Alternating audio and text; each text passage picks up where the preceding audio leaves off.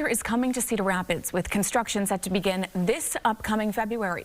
Horizons Family Services is renovating its 5th Street offices over the next year to bring the first dedicated senior center to town since the 2008 flood.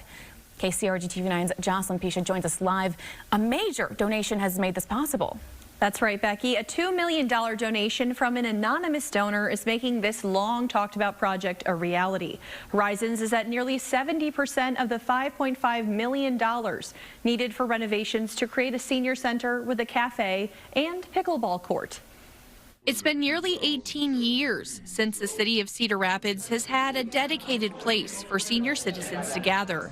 Ever since the 2008 flood destroyed the Whitworth Senior Center. Following smaller efforts, Horizons is looking to fill the gap. It's really one of the last big pieces that has not been replaced since the flood of 2008. The $5.5 million project is set to go to bid next week, with construction estimated to take a year to renovate former Head Start facilities attached to Horizons offices.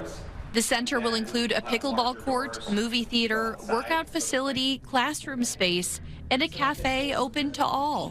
When you eat at the cafe or you come to an event, whatever fees there may be, all of that is poured back into the facility to continue growing the facility.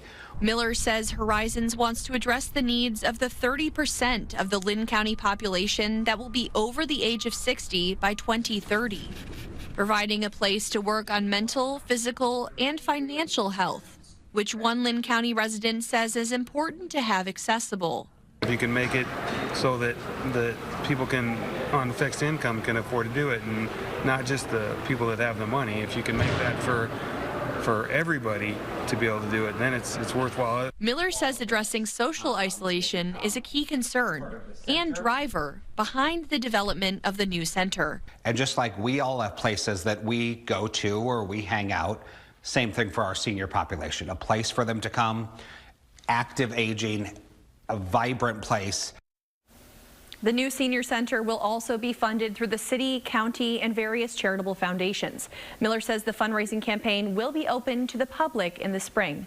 In the studio, Jocelyn Pisha, KCRG TV9 News.